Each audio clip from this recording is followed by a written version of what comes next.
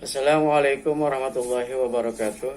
Anak-anakku sekalian, wabil khusus kelas 91 dan 92, selamat bersua kembali pada pelajaran IPA terpadu pada semester ganjil tahun pelajaran 2021-2022. Semoga kita semua dalam keadaan sehat walafiat dan selalu dalam lindungan Allah Subhanahu wa taala. Jangan lupa mematuhi protokol kesehatan karena kita masih dalam masa COVID-19 dan tetap menjaga 5M 1D, memakai masker, menjaga jarak, mencuci tangan, menghindari kerumunan, mengurangi mobilitas, dan terakhir doa.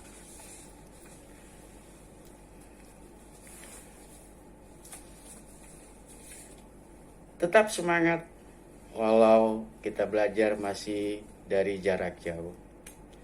Sebelum kita mulai pembelajaran kita kali ini, terlebih dahulu kita bersama berdoa dengan mengharap ridho Allah Subhanahu wa taala dengan membaca bismillah. Bismillahirrahmanirrahim. Anak-anakku sekalian, kita melanjutkan materi kita yang lalu. Yang sekarang kita lanjutkan kepada materi yang kedua. Peranan materi genetik dalam penentuan sifat. Materi genetik berperan dalam penentuan sifat pada makhluk hidup yang diturunkan dari orang tua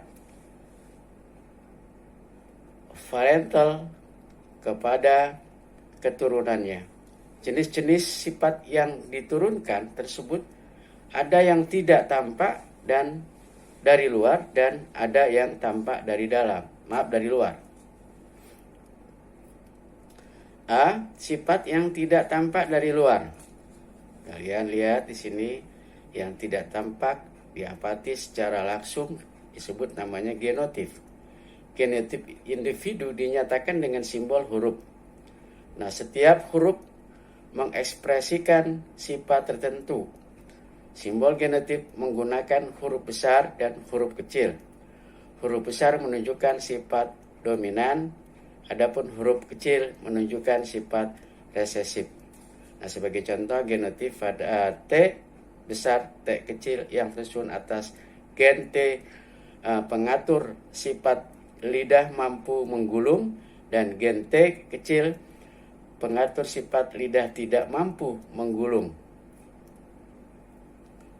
Aturan penulisan genotip juga berlaku untuk hewan dan tumbuhan. Contoh, hewan dengan genotip A besar A kecil terdiri atas gen A pengatur rambut berwarna hitam dan gen A kecil pengatur rambut berwarna putih. Nah, tumbuhan bergenotip B besar B kecil terdiri atas gen B besar pengatur biji bulat dan gen B kecil pengatur biji keriput.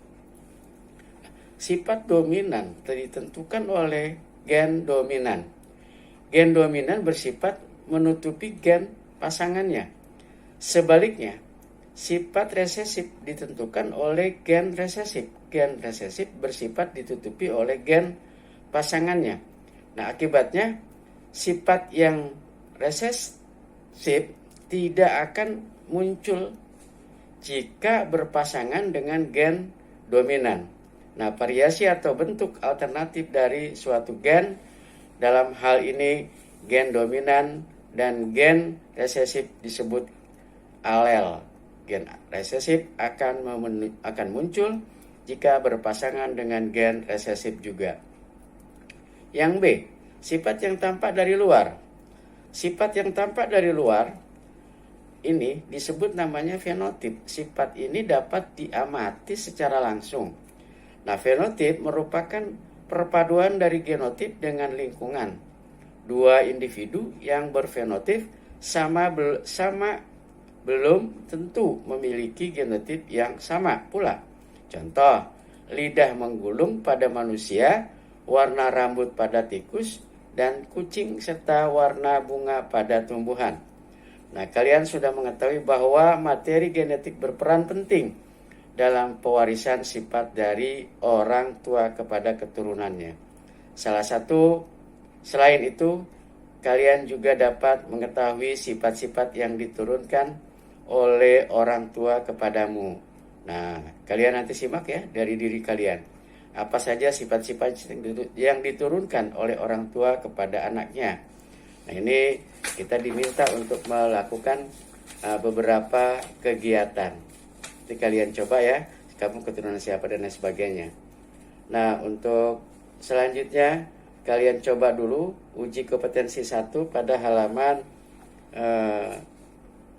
50 ya. Yang dilanjutkan pada halaman 51. Nah, kita lanjutkan B, hukum pewarisan sifat atau hukum Mendel. Prinsip dasar pewarisan sifat atau hereditas ini pertama kali ditemukan oleh seorang biarawan berkebangsaan Austria bernama Gregor Johann Mendel 1884. Mendel menjadi pelopor pelaku persilangan pada tanaman. Tanaman yang dipilih oleh Mendel adalah tanaman ercis. Nah, Mendel menggunakan tanaman ercis sebagai bahan percobaannya karena tanaman ini mudah tumbuh, berumur pendek, mudah melakukan penyerbukan sendiri atau penyerbukan silang. Nah, keturunannya banyak dan berbunga sempurna. Untuk lebih memahami, kita memang harus menganalisa pola pewarisan sifat berdasarkan hukum Mendel. Nah, di sini dalam menentukan pola pewarisan sifat pada makhluk hidup, Mendel menyinggung 2 varian tanaman ercis galur murni yang mempunyai sifat saling kontras, yaitu tanaman ercis berbunga ungu dengan tanaman ercis berbunga putih. Nah, disilangkan.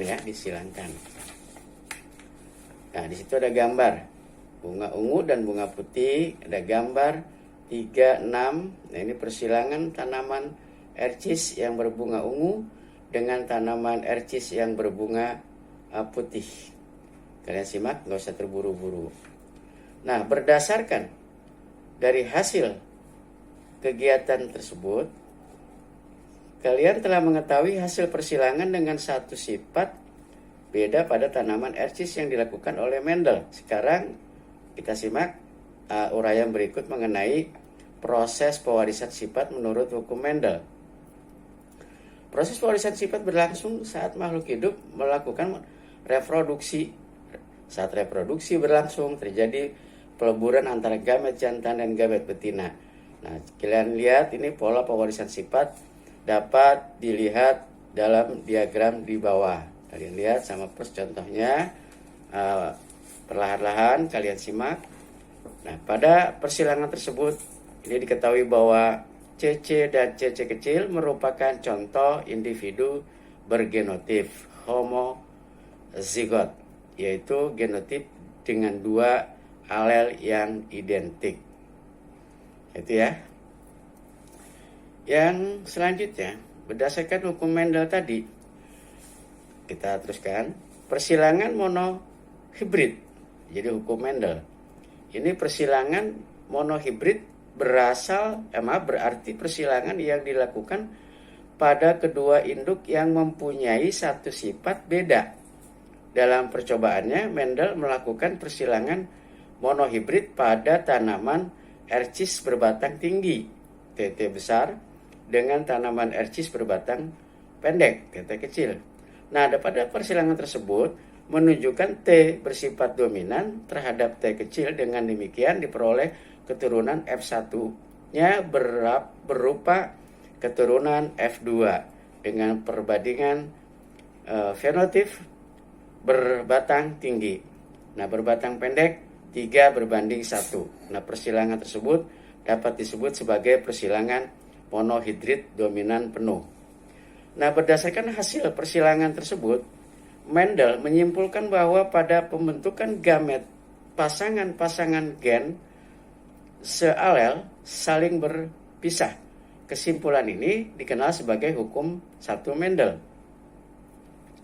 Nah, selain menghasilkan sifat dominan penuh, persilangan juga dapat menghasilkan sifat intermediate. Mendel pernah menyilangkan tanaman Mirabilis jalava yang berbunga merah besar dengan yang berbunga putih kecil. Dari persilangan tersebut ternyata dihasilkan seluruh keturunan F1 berbunga merah muda, M besar, M kecil. Merah muda ini bersifat intermediate ya. Hal tersebut menunjukkan gen M besar mendominasi tidak sempurna atau kodominan. Jadi terhadap gen M kecil. Selanjutnya, jika antara F1-nya disilangkan akan menghasilkan keturunan F2 dengan perbandingan fenotip bunga merah muda, bunga putih 1:2 berbanding 1. Jadi persilangan tersebut dapat disebut sebagai persilangan monohibrid intermediate. Persilangan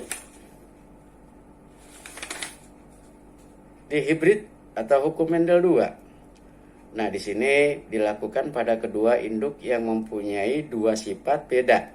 Selain melakukan persilangan monohibrid, Mendel juga melakukan persilangan dihibrid.